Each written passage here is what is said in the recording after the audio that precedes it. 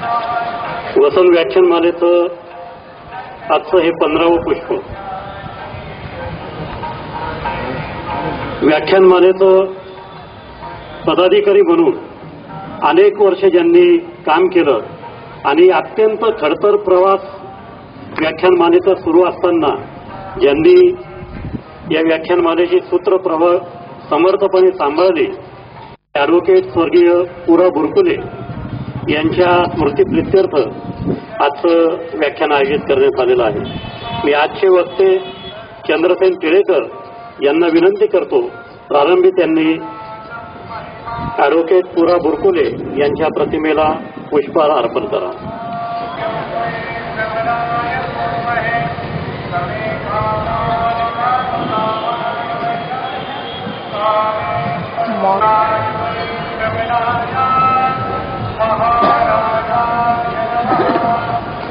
बुरकुले यांचे सुपुत्र ज्येष्ठ पत्रकार आणि सामाजिक कार्यकर्ते शरदराव बुरकुले, नाशिकमधील सुप्रसिद्ध साहित्यिक ज्यांची आजवर 66 पुस्तकं प्रकाशित झाली आहेत आणि छत्रपती संभाजीराजे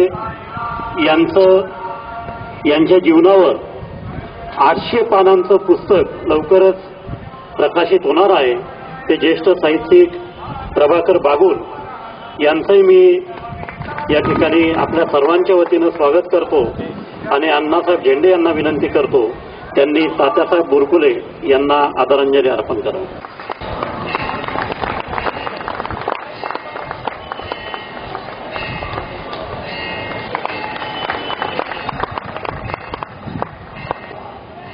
ही संकल्पना सुरू केली आणि मुंबईतल्या वेगवेगळ्या भागामध्ये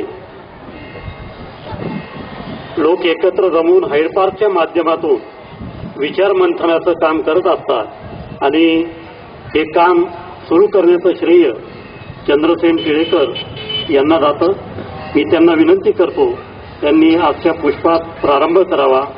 फुले सावरकर पुलं आम्ही तुमचा पराभव केला आहे का? या व्याख्यानानंतर चंद्रसेन टिळेकर यांनी लिहिलेली काही निवडक पुस्तकं या ठिकाणी त्यांनी विक्रीसाठी आणलेली आहेत. इच्छुक नागरिकांनी सर्वप्रथम 93 वर्षाच्या या वसंत व्याख्यानमालेला मी खरंच सांगतो आदरपूर्वक प्रणाम करत आहे. 93 वर्ष म्हणजे काही कमी वर्ष नाहीत मित्रांनो, आणि हे काम म्हणजे काही गमती जमतीचं नाही. हे प्रबोधनाचं तर अधिक तर खरं प्रबोधनाचं काम आहे. इतकी वर्ष ही मंडळी तुम्ही करतायत आणि या कामामध्ये तुम्ही मला इथे बोलून सहभागी होण्याची संधी दिली, याबद्दल मी तुमचा अत्यंत ऋणी आहे. मित्रांनो, काही गोष्टी मला इथे व्याख्यानापूर्वी सांगाव्या लागतील.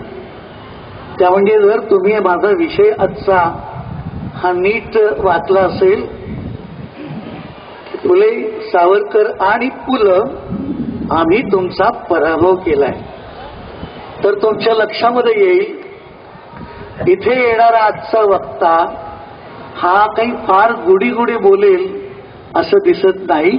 आणि असा जर तुम्ही कयास केला असेल तर तो अगदी खरा आहे.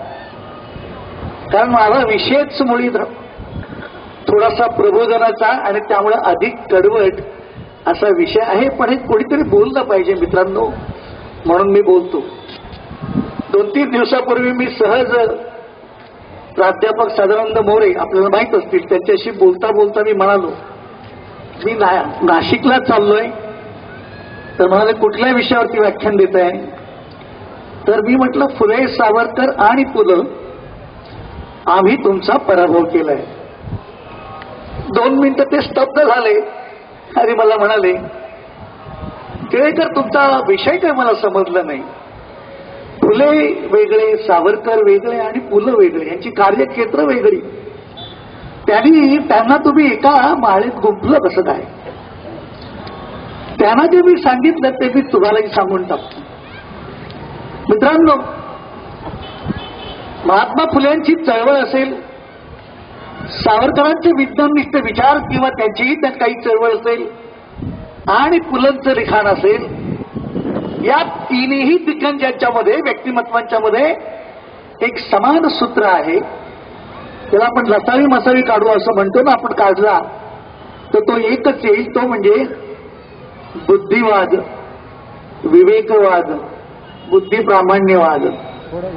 मला सांगायला खूप बरं वाटतंय की कालच मला वाटतं इथं गाडगे महाराजांच्या वरती व्याख्यान झालंय आणि उद्या अमित दाभोळकर येत आहेत विवेकाचा वसा या विषयावरती बोलवायला. हे माझ्याच लाईनीमधले सगळे विचार असल्यामुळं मला आज सुरक्षित वाटतंय की आपण 2 पावलं पुढे गेले तर काही हरकत नाही.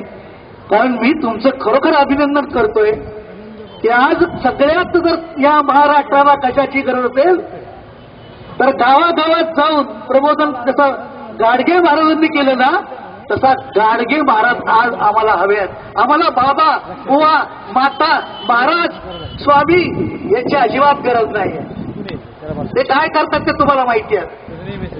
पण गाडगे महाराज की जिथे व्याख्यान झालं की हातात खराटा घ्यायचा आणि संपूर्ण गाव स्वच्छ करायचं आणि गेले तर असं भाकर मागायचंय, माई माई भाकर वाढ. माईने एक भाकर वाढली की त्या बिचारीला परत कालवण द्यायला लागू नये म्हणून दुसऱ्या दुकानात दुसऱ्या ह्याच्यावर जाऊन घरात जाऊन माईनं कोरड्यास ते कोरड्यास म्हणजे कालवण असं मागत जायचे ते. खरंच आम्हाला महाराष्ट्राला आज खऱ्या अर्थानं गाडगे महाराजांचीच आहे. मित्रांनो, प्रबोधन ठप्प झालेलं आहे. प्रबोधन ठप्प जाऊन सोडून द्या. काळात हे कालचक्र उलट कसं फिरवता येईल याच्याबद्दल काही माणसं मला दंग झालेली दिसत आहेत. त्यासाठी दैनिक दिसतायत, साप्ताहिक दिसतायत आणि तुम्हाला पुन्हा मध्यम युगात कसं नेता येईल असा कट जणू काही शिजलेला आहे. आणि म्हणून प्रबोधनाचं, कारण आम्ही तुमच्याशी बोलू हो, आम्ही इथे व्याख्यान देऊ, तुम्हाला प्रबोधन आम्ही खूप काही बोलू, पण जो आमचा वीटभट्टीवरती काम करतो त्या मजुराचं प्रबोधन कोण करणार? आमच्या शेतमजुराचं प्रबोधन कोण करणार? हे आमचे गाडगे महाराज करत होते. म्हणून आम्हाला मी सांगितलं की आता आम्हाला सगळ्यात गरज कोणाची असेल तर माझ्यासारख्या देखील वक्त्याची नाही, ती आहे गरज ती गाडगे महाराजांची. मित्रांनो, असे पुन्हा गाडगे महाराज निर्माण व्हावेत अशी मी या निमित्ताने तरी इच्छा प्रकट करतो. मी आपल्याला सांगितलं की फुले, सावरकर आणि फुलं, खरं मी मान्य करतो फुले क्रांतिकारक, समाजक्रांतिकारक ते. सावरकर हे तर स्वातंत्र्य योद्धे, स्वातंत्र्य सेनानी होते आणि पुलं तर सरळ सरळ लेखक. कार्यक्षेत्र जरी वेगळी असली तरी आधी म्हटल्याप्रमाणे बुद्धिमान हा तिघांच्याही ठाई असल्यामुळे मी त्यांना एकत्र गुंफलेला आहे. मित्रांनो, आपण फुल्यांपासून सुरुवात करू. ज्योतिबा फुल्यांना आपण असं म्हणतो की महात्मा ज्योतिबा फुले हे महाराष्ट्राचे, आधुनिक महाराष्ट्राचे शिल्पकार आहे. आधुनिक, बरं का, हा शब्द महत्वाचा आहे. आधुनिक महाराष्ट्राचे शिल्पकार आहेत. का म्हणतो तर पटकन आपण कोणी असं म्हणाल आणि ते बरोबर ठरेल की उत्तर असं आहे की युरोपमध्ये 500 वर्षापूर्वी जो युरोपियन रेनेसॉन्स सुरू झाला, की ज्या रेनेसॉन्स पुढे युरोप अक्षरशः उजळून गेला, कुठला कुठे गेला, तशा प्रकारचा रेनेसॉन्स आमच्या महाराष्ट्रामध्ये ज्योतिबा फुल्यांनी 150 वर्षापूर्वी सुरू केला. त्याच्या काही काळ अगोदर बंगालमध्ये तो राजाराम मोहन रॉय यांनी सुरू केला आणि ऍज अ रिझल्ट देशाच्या नकाशावरती बंगाल आणि महाराष्ट्र ही पुरोगामी राष्ट्र, सुधारणावादी राज्य म्हणून गौरवली गेली. काय आहे रेनेसॉन्स? हा रेनेसॉन्स जर तुम्ही समजून घेतलं तर फुल्यांचा रेनेसॉन्स किती महत्वाचा आहे आणि फुल्यांचं कार्य किती महत्वाचं आहे ते नंतर लक्षात येईल आपल्या. म्हणून हा युरोपियन रेनेसॉन्स काय आहे तो आपण समजून घेतला पाहिजे. काय झालं 500-600 वर्षापूर्वी? तिथे अशी काही बंडखोर मंडळी निघाली युरोपमध्ये की ती म्हणाली बस चला आता, आतापर्यंत तुम्ही बायबलमध्ये जे काही आम्हाला म्हणून सांगितलं ते आम्ही शिरसावंद्य मानलं, धर्मआज्ञा आम्ही शिरसावंद्य मानल्या, जे जे तुम्ही सांगत आलात ते आम्ही ऐकलं, पण यापुढे आम्ही तुमच्या धर्मात म्हणजे बायबलमध्ये, त्यांचा ख्रिस्ती धर्म आहे तो युरोपमधला, तुम्हाला माहिती आहे, केवळ बायबलमध्ये असं म्हटलंय म्हणून आम्ही शिरसावंद्य मानू किंवा ती आज्ञा मानू असं होणार नाही. तर यापुढे आम्ही आमच्या स्वतंत्र बुद्धीला प्रज्ञेला जे योग्य वाटतं तेच बोलू, तेच लिहू आणि त्याचाच अवलंब करू. आणि पहिली ठिणगी कुठे पडली मित्रांनो? याची पहिली ठिणगी पडली त्या युरोप मधल्या इटाली, हे तुम्ही नाव ऐकलं असेल, इटाली देशामध्ये. काय गंमत आहे बघा, इटालीमध्ये धर्म केंद्र आहे, धर्मसत्ता सगळ्यात त्याला केंद्रित झाली आहे. ती कुठे झाली आहे? इटालीमध्ये. त्यांचा पोप जो आहे तो तिथेच बसतो, रोम मध्ये. आजही जर आपण गेलात तर त्यांना एवढं महत्व आहे की त्या रोम शहरात नाही, तिथे बाजूला व्हॅटिकन सिटी म्हणून त्यांनी एक वेगळी सिटी काढलेली आहे पोपचा सन्मान करायचा. तर त्यावेळेला पोप हा किती पॉवरफुल असेल याची कल्पना करा. पण ठिणगी तिथेच पडते, खुद्द रोम मध्ये. ब्रुनो तयार होतो, आपण ऐकलं असेल ब्रुनो पहिला, की जो सांगायला लागतो की बायबलमध्ये काय म्हटलंय. बायबलमध्ये असं म्हटलेलं आहे की पृथ्वी at the centre of the universe, earth is at the centre of the universe. म्हणजे पृथ्वी ही मध्यभागी आहे विश्वाच्या आणि सूर्य आणि सगळे ग्रह तिच्या भोवती हिंडतात असं बायबलमध्ये म्हटलेलं आहे. आमच्या धर्मग्रंथात म्हटलेलं आहे. आम्ही ते आता मानणार नाही, कारण आमचं अवलोकन, आमचा व्यासंग, आमचा अभ्यास असं सांगतो की सूर्य मध्यभागी आहे आणि पृथ्वीसह सारे ग्रह फिरतात. हे असं त्यांनी सांगायला सुरुवात केल्याबरोबर त्याचा आनंद छळ झाला ब्रुनोचा. इतका छळ झाला की 7 वर्ष या माणसाला आयुष्य नको नको करून टाकलं आणि शेवटी तिथल्या धर्मांधांनी रस्त्यावरती आणलं त्याला आणि जाळायला सुरुवात केली. अक्षरशः जाळायला सुरुवात केली. तो जळायला लागला, मरणप्राय यातना वेदना त्याला व्हायला लागल्यानंतर तो ओरडायला लागला. लोकांनी त्याला विचारलं, त्या धर्मांध लोकांनी जे त्याला जाळीत होते, आता तरी सांग, पृथ्वी हिंडते का सूर्य हिंडतो? पृथ्वी सूर्याभोवती हिंडते की सूर्य पृथ्वीभोवती हिंडतो? आता तरी सांग. तो म्हणाला, नाही, पृथ्वी स्थिर आहे आणि सूर्य भोवतो. सांगत गेलं, प्रत्येक 10 मिनिटांनी विचारत होते, अजून तरी सांग, तुला वाचवतो. नाही. राग झाली ब्रह्मची, रस्त्यात राग झाली. म्हणून काही बंडखोर थांबले नाही आणि वाणी स्वातंत्र्याचा आधार घेऊन मग इतर इतके बंडखोर, 2-3 नावं सांगतो, एवढा वेळ नाहीये. कोपर्निकस आला, कोपर्निकसांनी तेच सांगितलं. आणि गॅलिलिओचं तर नाव आपण ऐकलंच असेल. ऋषितुल्य माणूस, ज्यांनी दुर्बिणीचा शोध लावला, खगोलशास्त्राचा जनक ज्याला म्हटलं जातं, त्या माणसाचं अर्ध्याहून अधिक आयुष्य हे पोपने त्याला जेलमध्ये घालवावं लागलं. याचं काय कारण? तो एक पाऊल पुढे गेला आणि म्हणाला की अहो, बायबलमध्ये जसं म्हटलंय ना की पृथ्वी बशीसारखी सपाट आहे, हे चूक आहे. पृथ्वी गोल आहे आणि ती पृथ्वी सूर्याभोवती हिंडते. हे म्हटल्याबद्दल सातत्यानं, अक्षरशः म्हणजे मरणाच्या अगोदर काही 8-10 दिवसापूर्वीच पाणी लागेल कदाचित, मरणाचा केवळ 8-10 दिवस या ऋषितुल्य माणसाची सुटका झाली. मित्र, धर्मांध लोक काही आमच्याच देशात असतात असं नाही. जगाच्या पाठीवर जिथे जिथे म्हणून परिवर्तन सुरू होतं तिथे तिथे हे धर्मांध लोक येतातच येतात. तेव्हा आपण फार वाईट वाटून घ्यायचं कारण नाही. आणखी मला 1-2 गोष्टी बोलण्याच्या ओघात हे नाही कसं सांगायचेच आपल्याला. मी आधीच सांगितलं हा प्रबोधनाचा विषय आहे. पण मित्र, इथे काही महत्वाच्या श्रद्धा उखडून टाकण्यासाठी मी आलेलो नाही. अगदी स्पष्टच सांगायचं तर तुम्ही आस्तिक असा नास्तिक असा, उदाहरणार्थ देव ही संकल्पना तशी वाईट नाहीये, अजिबात वाईट नाहीये. पहा बरं उपयोग करून तुम्ही फक्त 2 मिनिटं सकाळचे बाहेर जाण्यापूर्वी, घराच्या बाहेर कामाला किंवा व्यवसायाला जाण्यापूर्वी जो कुठला तुमचा देव असेल त्याला फक्त 2 मिनिटं असं म्हणा की हे ईश्वरा, मी आता बाहेर जातोय, माझ्या हातून कोणाची फसवणूक होऊ देऊ नको.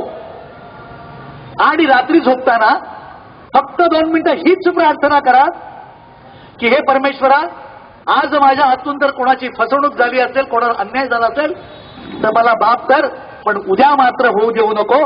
2च मिनिटं लागतात ही प्रार्थना करायला. एवढीच प्रार्थना करा.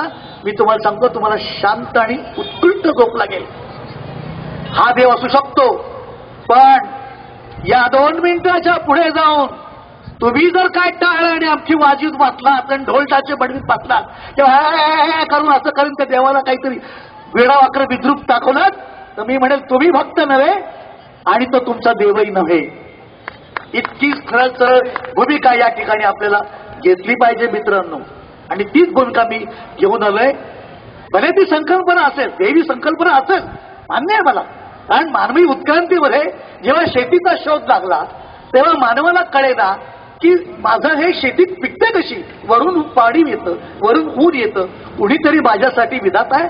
अशा रीतीने त्यांनी हात जोडले कृतज्ञपणे आणि तसा तो शोध लागलेला आहे देवाचा. संकल्पना वाईट नाही, लोक त्याचा दुरुपयोग करतायत. आजकाल पिळवणूक करतायत अडाणी माणसाची. म्हणून मग सांगावं लागलं की अरे असा देव नसतो, असा देव नाही. ते गाडगे महाराजांनीच सांगितलंय. तेव्हा ही काही कल्पना असेल मनात ते काढून टाका. पण तरीही कडवट बोलण्याची वेळ माझ्यावर येईल असं मला वाटतंय. शक्यतो टाळायचा प्रयत्न करतो. काय झालं रेनेसॉन्स मी तुम्हाला सांगत होतो. त्या रेनेसॉन्स मध्ये त्याला आपण मराठीमध्ये परिवर्तनाचं युग म्हणू, बुद्धिवादाचं युग म्हणू, विवेकाचं युग म्हणू. तिथे जे सुरू झालं मी तुम्हाला सांगत होतो की चिमणी एवढी राष्ट्र. अहो काय ते इंग्लंड काय, फ्रान्स काय, इटाली काय, तुमचं डेन्मार्क काय, स्पेन काय, पोर्तुगीज काय, ते हॉलंड काय, काय आहे त्यांचा भूगोल. एवढी चिमणी एवढी राष्ट्र आहेत. पण या रेनेसॉन्स मध्ये की जिथे वाणी स्वातंत्र्य पहिल्यांदा पुढे आलं आणि म्हणायला लागलं की आमच्या स्वतंत्र बुद्धीने आम्हाला जे वाटेल ते बोलायची संधी मिळाली पाहिजे आणि ते बांधलं गेलं. यातनं काय निर्माण झालं मित्रभाऊ, एक लक्षात ठेवा. जेव्हा वाणी स्वातंत्र्याचं जतन होतं, वाणी स्वातंत्र्याला प्रचंड प्रमाणे मुभा मिळते. येस, तुला जे वाटतं ते बोल, माझ्या विरुद्ध बोल, काय हरकत नाही, मी तुझ्या विचाराचे खंडन करेल. अशी जेव्हा अवस्था समाजाची येते तेव्हा समाज मनमोकळा होतो. समाज जेव्हा मनमोकळा होतो, हा समाज पुरुष, त्यावेळेला अनेक चांगल्या चांगल्या संकल्पना मेंदूमधनं निर्माण होतात. इनोव्हेटिव्ह आयडियाज, इन्व्हेन्शन्स, जिथे शोध लागतात. तेच नेमकं युरोपमध्ये झालं मित्रांनो. नेमकं तेच युरोपमध्ये झालं. मनमोकळा समाज झाला. युवावाडी स्वातंत्र्य, युवाचं स्वातंत्र्य, वाणीचं स्वातंत्र्य त्या ठिकाणी जपलं गेलं. म्हणून आमच्याकडे काय झालं, लोकशाही आहे. सगळ्यात महत्वाचा तुमचा आमचा कुठला धर्म असेल तर हा धर्म आहे की वाणी स्वातंत्र्याची गळचेपी होता कामा नये. कारण जगातली सगळ्यात मोठी लोकशाही जर आपली आहे आणि ती जगवायची असेल ना, तर हे वाणी स्वातंत्र्य जपलं पाहिजे की जे युरोपने जपलं. म्हणून मित्रांनो, पण काय झालं 8 महिन्यापूर्वी, मला तुम्हाला माहिती आहे, त्या विषयात मी फार जात नाही, की अमुक एक विचार मांडले, ते आम्हाला पटत नाहीत म्हणून आम्ही ऋषितुल्य माणसाची हत्या केली पुण्यामध्ये. हे दुश्चिन्ह आहे मित्रांनो, हे दुश्चिन्ह आहे. ज्या समाजामध्ये, ज्या देशामध्ये वाणी स्वातंत्र्याची अशी गळचिपी होती, त्या समाजाला, त्या देशाला कुठलंही भवितव्य नाही, याची आज खुणगाट प्लीज बांधून घ्या. म्हणून मी आज थोडंसं अतिशय उघडपणे इथं बोललो. आणि मित्रांनो, हा जो रेनेसॉन्स सारखा सांगत होतो, मी तुम्हाला असं म्हणालो की चिमणी एवढी राष्ट्र विज्ञानाची कास धरल्यामुळं सामर्थ्यवान झाली आणि त्यांनी प्रत्येका देशांनी आपापल्या होड्या बोटी त्या समुद्रात हाकारल्या आणि जग पाहायला निघाले की आपल्याला जग कसं जिंकता येईल.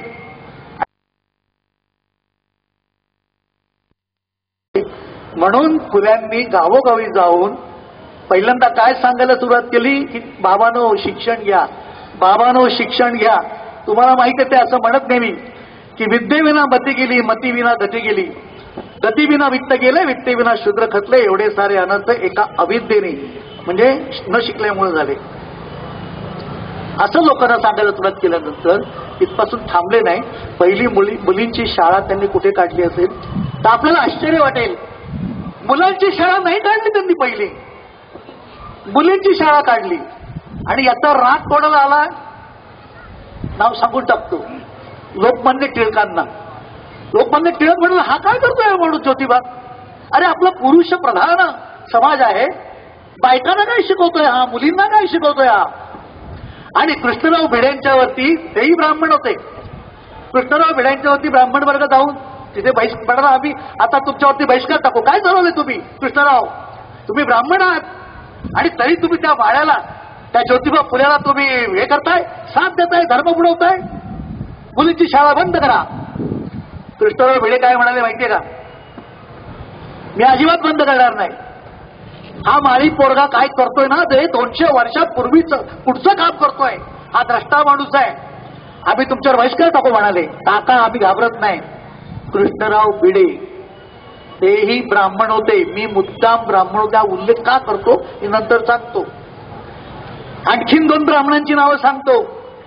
केशवराव परांजपे आणि यशवंतराव भावाळकर यांनीही मुलांना त्या शिक्षणाच्या मध्ये, किंबहुना सावित्रीबाई ज्या जात मुलींना शिकवायला, त्याच्यासाठी ही 2 जण त्यांना खूप मदत करत नाही. 3 ब्राह्मण झाले, खरे 7 ब्राह्मण आहेत की ज्यांनी ज्योतिबाच्या खांद्याला खांदा लावून काम केलेलं आहे. ही 4 नावं तुम्हाला आणखीन पाहिजे असतील तर अनिर्द पुनर्वसू म्हणून तुम्ही नाव ऐकलं असेल. नारायण आठवले की जे शिवसेनेचे एकदा खासदार होते, त्यांनी प्रभंजन नावाचं पुस्तक, कादंबरी लिहिली आहे, ज्योतिबाच्या वरतीच आहे. त्याच्यामध्ये 4 आणखीन ब्राह्मणांची नावं मिळतील. टोटल ब्राह्मण झाले 7. आता मी का सांगतोय ब्राह्मण ऐका, असं अजिबात नाहीये. या आमच्या देशाच्या समाज प्रबोधनामध्ये सगळ्या प्रकारची, सगळ्या जातीची माणसं आलेली आहेत. आपल्याला इतिहासातली मढी उकरून काढायची नाही, त्याच्यामुळे द्वेष निर्माण होईल, याच्या पुढे नको. हे 7 ब्राह्मण, या 7 ब्राह्मणांनी ज्योतिबाला साथ दिली. मला तर असं वाटतं की ती एक प्रकारची लढाईच होती. अज्ञानाच्या विरुद्ध लढाई होती, शोषणाच्या विरुद्ध लढाई होती, मिरवणुकीच्या विरुद्ध लढाई होती.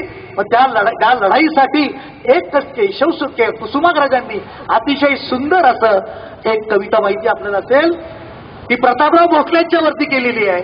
वेडात वीर दौडले 7. मी तर म्हणतो अहो खरे आमचे हे वीर, हे 7 ब्राह्मण की ज्यांनी या ज्योतिबाला साथ दिली, त्याच्याबद्दल मी आदराने म्हणेल, अरे वेडात वीर दौडले 7. तेव्हा या ठिकाणी मित्रांनो, या महाराष्ट्रामध्ये यापुढे कोणी ब्राह्मण नाही आणि अब्राह्मण नाही. या इथे कोणी मराठा नाही, माळी नाही, तेली नाही, साळी नाही, कोळी नाही. फुल्यांचं नाव घ्यायचं असेल तर या महाराष्ट्रामध्ये एकच जात आहे, ती म्हणजे मराठी. मराठी ही एकच जात आहे, दुसरी जात नाही. हे मला आज खास सांगायचं आहे. फुल्यांनी सांगितलं शिक्षण घ्या, शिक्षण घ्या, सगळं झालं. मुलांसाठी शाळा काढली. फुले काय म्हणत ते ऐका. फुले असं म्हणत मी मुलींची शाळा काढली, याचं कारण अरे या स्त्रियांचे अगणित उपकार पुरुष वर्गावरती आहेत असं ते म्हणत. आणि स्त्री जर शिकली आमच्या समाजातली तर कुटुंब पुढे जाईल, कुटुंबाचा विकास झाला तर समाजाचा होईल आणि शेवटी देशाचा होईल. म्हणून स्त्रीला पहिलं शिकवलं पाहिजे, ही त्यांची धारणा होती. आपण लक्षात घ्या. इतकं फुल्यांची मला वाटतं कणव आपल्याला आला पाहिजे की ह्या माणसांनी कसा विचार केला असेल. मग फुल्यांनी शिक्षण घ्या, शिक्षण घ्या, शिक्षण घ्या, शिक्षणाशिवाय तरडोपाय नाही, शिक्षणाशिवाय अमुक नाही, तो सगळं काय सांगितलं. हे कोणाला सांगितलं प्रामुख्याने? हे बहुजन समाजाला सांगितलं ना. हो काय केलं बहुजन समाजाने आता पाहूया आपण, कसा पराभव केला तो. आज काय आहे, आहेत ना गावोगावी शाळा आहेत, गावोगावी महाविद्यालय आहेत, काही काही ठिकाणी मेडिकल कॉलेजेस आणि इंजिनिअरिंग कॉलेजेस जी आमच्या नेत्यांनी काढली तीही आहे. मग परिस्थिती काय आहे? विद्यार्थी आहेत बहुजन समाजातले, शिक्षक बहुजन समाजातले, शिक्षण संस्था, इंजिनिअरिंग कॉलेजेस, मेडिकल कॉलेज याही बहुजन समाजातल्या नेत्यांनी काढलेल्या आहेत. मग 4थीच्या मुलांना बोलवा आणि त्याला सांगा बाबा तुझं नाव काय, तो सांगेल अमुक तमुक, जरा लिहून दाखव. 4थीच्या मुलाला नाव लिहिता येत नाही अशी परिस्थिती आहे. 5वीच्या मुलाला बोलवा आणि सांगा की 2 अंकी बेरीज कर रे बाळा, त्याला करता येत नाही. कशामुळे झाले? आता तर तुम्हाला अडवायला कोणी नाहीये ना. इतिहासामध्ये तुम्हाला आडकाठी होती, आता तर आडकाठी नाहीये ना. मग शिक्षणाची अशी दशा का? अशी दशा का? याचं कारण असं की एक देऊळ काढलं की जसा दक्षिणेचा अक्षरशः ओघ येतो, तसं शिक्षण संस्था काढली की पैशाचा ओघ येतो. हे एवढंच आहे. प्रामाणिकपणे त्याच्यात कोणी काम करत नाही. फुल्यांचं तर राहीच नाही. आणि गंमत म्हणजे हेच लोक फुल्यांची जयंती पुण्यतिथी कधी येते याचा विचार करत असतात. म्हणजे मग भाषण ठोकायला मोकळे, हार घालायला मोकळे हेच लोक की ज्यांनी शिक्षणाची अत्यंत वाईट दशा केलेली आहे. हेच लोक. हा फुल्यांचा पराभव नाहीये का? फुल्यांनी सांगितलं, अरे बाबा तो लग्नामध्ये काय करता काय ह्या पंक्तावळी, हे कमी करा, खर्च कमी करा, साधेपणाने लग्न करा. मी तरी बहुजन समाजामध्ये जी लग्न पाहायला जातो तिथे एकही लग्न मला साधेपणाने दिसत नाही. मी कुठल्या गावचा आहे सांगून टाकतो. तुकाराम महाराजांच्या गावचा आहे मी, हो देहू गावचा आहे मी. माझी शेती आहे, इथे जात असतो. लग्नाला मला माणसं बोलवतात, हा खर्च करतात. अहो तुम्हाला भोवळ येईल काय, त्या खालच्या आळीतल्या अमक्या तमक्याने 1000 माणसाला जेवण घातलं होतं. माझ्या पोरीच्या लग्नात 2000 माणसं जेवतील. मग काय करायचं? 1 गुंठा 2 गुंठा, आमच्याकडे 3 लाखापासून 10 लाख भाव चाललाय. 2-4 गुंठे विकले, 10-15 लाख रुपये जमा करायचे आणि मोठं लग्न करायचं, सगळ्यात मोठं. लोकांचे म्हणजे अक्षरशः डोळे पांढरे झाले पाहिजे. हा फुल्यांचा पराभव नाहीये का? फुल्यांनी सांगितलं की जाती मोडा. मी तुम्हाला जातीबद्दल आत्ताच बोललो. परंतु माळी जातीच्या मुलाने मराठा जातीच्या मुलीशी लग्न केलं म्हणून सांगलीला त्या बापाने मारलंच ना हो त्या बाईला, मुलीला. 7 वर्षाची गरोदर होती ना ती. माळी आणि मराठे काय फरक आहे हो? अहो दिसायला सारखेच, बोलायला सारखे, त्यांचे सगळे खंडोबा बिंडोबा सगळं दैवत सारखी, खाणं पिणं व्हेज नॉनव्हेज ते सगळं सारखं, काही फरक नाही. मग ह्या लोकांना नेमकं लग्नाला म्हणजे जात कशी आठवते काय कळत नाही. पोरीला ठार मारलं आणि वर जाऊन तो कुठे गेला? तो गेला त्या पोलीस स्टेशनला, सांगितलं की होय मी माझ्या मुलीला मारलं कारण तिने इंटरकास्ट आंतरजातीय विवाह केला होता म्हणून मारलं, मला अटक करा, मी माझा धर्म जोपासलाय. हा बाप सांगतोय. ज्योतिबानी काय सांगितलं? तेली, कवडी, साळी, माळी, सुतार, ततार सगळी नाव यात्रा, तुम्ही सगळे एका रक्ताच्या. करतो का आंतरजातीय विवाह? मी बहुजन समाजामध्ये अजून तरी होत. मी आंतरजातीय विवाहावरती सावरकरांच्या वरती बोलेल ना तेव्हा मी याच्यावरती येईल. सावरकर ह्याचा पराभव नाही का फुल्यांचा? फुल्यांनी सांगितलं, अरे बाबांनो काय करताय हे श्राद्ध? हा अडाणीपणा आहे, शुद्ध अडाणीपणा आहे. माणूस एकदा गेल्यानंतर काय हार घाला त्याच्या नावाने काय तुम्हाला भजन एकदा करायचं, तासभर त्याला सोडून द्या. कॉस्टला अहो आमच्याकडे तुम्हाला सांगतो श्राद्ध करणे आता आमच्या या बहुजन समाजामध्ये ग्रामीण भागामध्ये एक इव्हेंट झालाय. इव्हेंट म्हणजे समारंभ. आता कसा समारंभ? अगदी देखणा असतो बरं. तो कोणी जो गेलेला असतो, ते लोक येतात, पेरणी सोडतात, हातची नांगरणी सोडतात, खुरपणी सोडतात आणि त्या स्मशानात जाऊन पाचतात. आणि मग काय करतात? तो भात, ते भाताचं काय म्हणतात? पिंड. तो पिंड करतात, त्याच्यावरती वरण ओततात बरं का, आणि कावळ्याची वाट बघतात. त्यात हा कावळा कधी येतो आणि कधी टोच मारतो, कारण त्याच्यानंतर जेवायला जायचं असतं. त्यामुळे कावळा कधी येतो याची वाट पाहत बसतात. हा कावळा जो प्राणी आहे ना, हा तुम्हाला सांगतो महाभिलंदर प्राणी आहे. शपथ. तो काय करतो? तो त्या झाडावरती बसलेला असतो आणि तुम्ही जे काय करता ना भातावरती, ते काय वरण टाक, अमुक टाक, तूप टाक, ते सगळं वर्ण बघत असतो. पण तो अजिबात खाली येत नाही. तो कसा बघतो तुम्हाला माहिती का? असा तुम्ही बघितलं का कधी काकदृष्टीने? तो तुमचीच मजा बघत असतो, तुम्ही काय करताय खाली ते. पण तो खाली येत नाही. आता तो खाली येत नाही म्हणल्यानंतर मग काय होतं? मग एक जण कोणीतरी दुसऱ्याच्या कानाला जाऊन लागतो आणि म्हणतो, अरे असा कसा कावळा शिवल, तुला माहित नाही का रोज संध्याकाळी त्याला लागते, त्याला लागायची ना रोज, त्याची व्यवस्था केली पाहिजे ना, त्याची इच्छा पुरी राहिली. हा गड्या लक्षातच नाही माझ्या आल्या. मग जा कुठून तरी मिळव अमृत. मग हा ते अमृत बघायला जातो, सोमरस बघायला जातो. आपल्या प्रत्येक गावामध्ये कदाचित पाणी मिळणार नाही, पण हे मात्र मिळेल. आणि मग ते काय करतात? ते काय आणतात, टमऱ्याला नाही तर कशात तरी ते आणतात हातबट्टीची, आणि त्या पिंडावरती ओततात. हे सगळं करेपर्यंत काय झालं असतं? अहो 1-1.5 तास गेलेला असतो. त्यामुळे वरचा कावळा जो आहे ना, त्या कावळ्याच्याच पोटात कावळे कोकल्याला लागलेले असतात. त्याला भूक लागलेली असते म्हणून तो खाली येतो आणि तोच मारून निघून जातो. मी तुम्हाला नाही म्हटलं होतं का की ते अमुक तमुक त्याची इच्छा राहिली. काय वेडेपण आहे हो. श्राद्ध असं प्रत्येक बहुजन समाजातल्या प्रत्येक कुटुंबामध्ये श्राद्ध हा चालतं. हा अडाणी, अक्षरशः अडाणी, अशास्त्रीय असा हे आहे प्रकार आहे. हा थांबला पाहिजे. यातनं काही निर्माण होत नाही. अहो तुमचे आई वडील निघून गेले ते काय आता तुम्ही काय भात खाली घालताय त्यांना पोचणार की काय? ही कल्पनाच मुळी चुकीची आहे. मी परवा आगरकरांचं वाचित होतो. ते भयानकच आहे. ते तर आणखी भयानक आहे. ते एका पिंडाला तो कावळा शिवेना काय केल्या. तेव्हा एक जण म्हणाला, अरे तुला माहित नाही का काकांचं काय वाचन कसलं चालायचं ते? हो म्हणाला. ते काकाची मला वाटतं त्या वाचनाची इच्छा अपुरी राहिली. जरा जा ते पुस्तक घेऊन ये.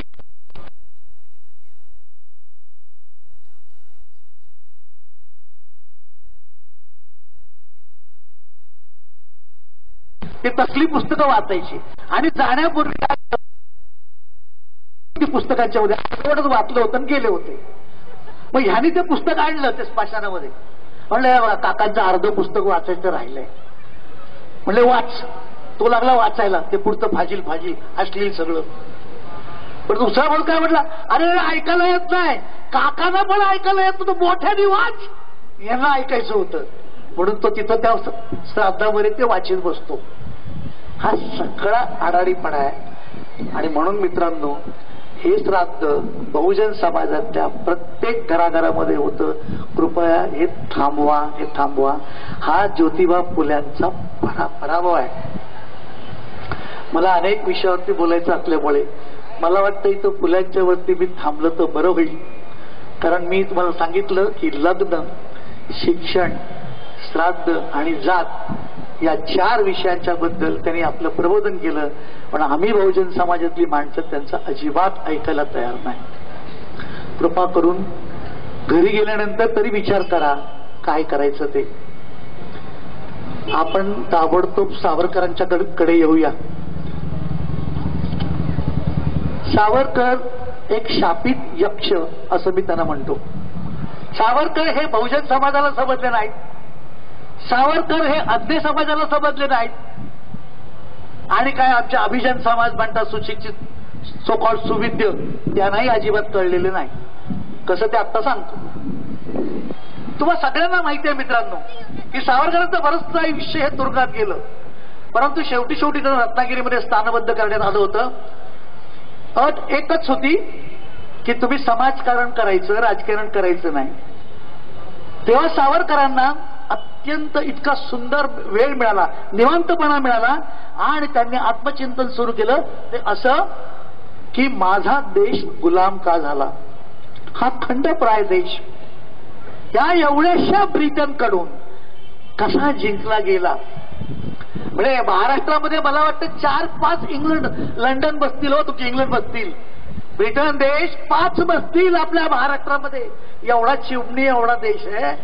याने आम्हाला कसं जिंकलं, आमचा पराभव का झाला. आमची तर संस्कृती 5000 वर्षापूर्वीची. अहो जेमतेम 4-5 संस्कृती आहेत हो पुरातन. एक आहे चीनची, एक आहे इजिप्तची, ग्रीस, आपली भारतीय आणि आणखीन 1-2 बस संपल्या. मग एवढा जर आपल्या प्राचीन आपण आहोत, आपला देश प्राचीन आहे, आपली संस्कृती प्राचीन आहे, तर असं का घडलं. हे चिंतन ते त्यांनी जेव्हा करायला सुरुवात केली तेव्हा त्यांच्या लक्षात पुन्हा तेच आलं की आमच्यावरती विश्वास नाही, आमचा फक्त देवावरती विश्वास आहे. आणि तो कसा आहे तर झाडाचे पान देखील त्याच्या इच्छे वाचून हलत नाही.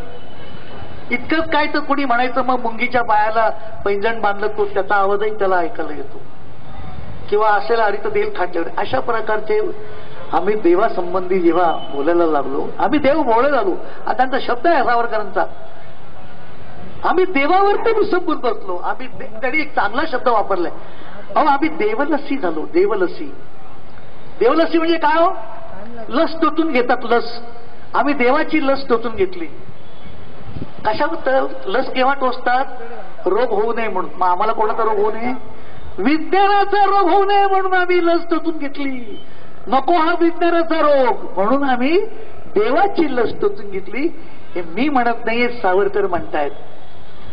आणि मग तिथे त्यांनी देव, धर्म, संस्कृती, संतांचे चमत्कार, ज्योतिष, वास्तुशास्त्र या सगळ्या गोष्टींच्या वरती चिंतन करायला सुरुवात केल्यानंतर, संशोधन केल्यानंतर त्यांनी लेख लिहायला सुरुवात केली. ते लेख किर्लोस्कर मासिकामध्ये छापून आले आणि त्यानंतर त्यांची आता 2 पुस्तकं बाहेर पडली. त्यांची नावं सांगून टाकतो. क्ष किरणे आणि विज्ञाननिष्ठ निबंध ही 2 पुस्तकं. जे सावरकर प्रेमी आहेत त्यांच्या घरामध्ये 7 सोनेरी पानं असतील, त्यांच्या घरामध्ये माझी जन्मठेप, काळे पाणी सगळी पुस्तकं असतात. पण सावरकर प्रेमींच्या, सावरकर अनुयायींच्याही घरामध्ये ही 2 पुस्तकं नसतात. कुठली?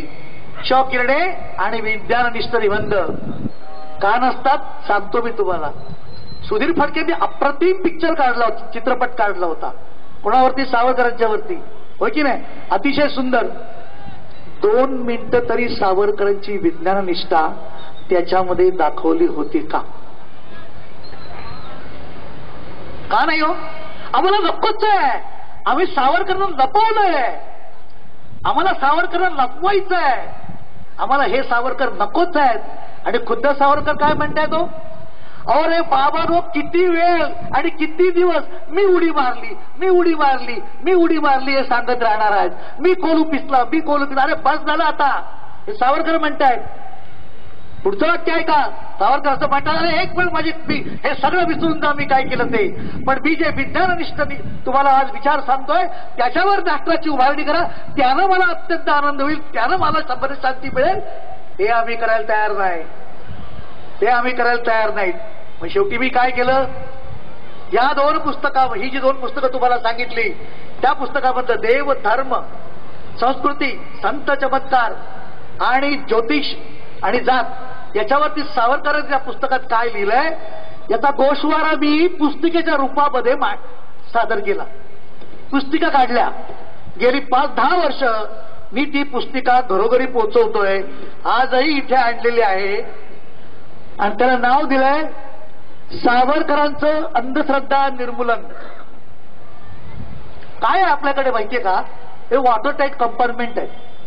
जे फुलेंना मानतात ते सावरकरांना मानित नाहीत, असं आपल्याकडे. आणि जे सावरकरांना मानतात ते फुल्यांना मानतात. हे वॉटर टाईट कंपार्टमेंट. ते नसावं म्हणून मी लिहिलंय. हे विज्ञान निष्ठ फक्त 10 रुपयासाठी. एक मला वाटतं विडी पण 10 रुपयाला मिळत असेल, सिगारेट. जरा वाचा, कारण मला माहितीये तुम्ही क्ष किरणे वाचणार नाही हो, नाही वाचणार.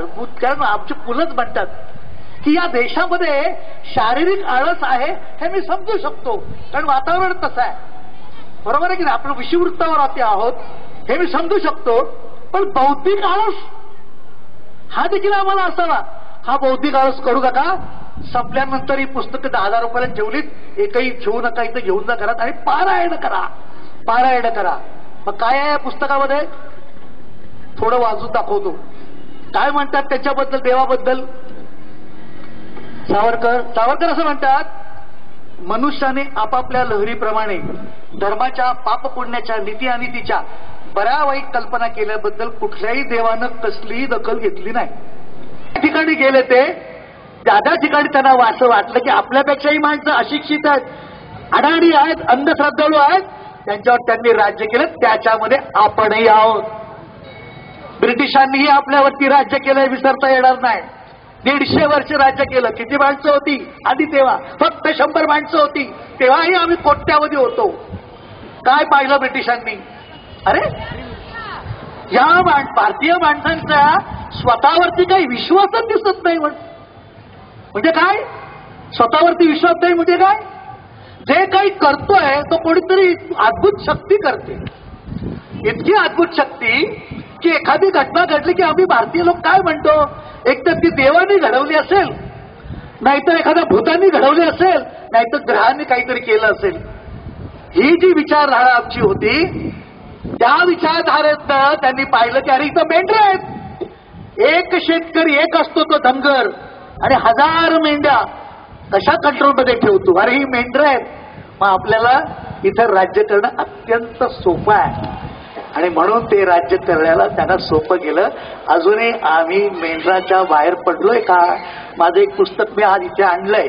मला तिथे बसलं तर मला वाटलं अरे बापरे, आपल्याला काही प्रवचन वगैरे द्यायला सांगतात का काय? मी काही प्रवचन द्यायला आलेलो नाही. तर पुस्तकं आणलेली कृपया घ्या, वाचा. म्हणजे त्या एका पुस्तकाचंच नाव आहे. काय नाव आहे? कुंभार वा. या देशात कुंभार वा.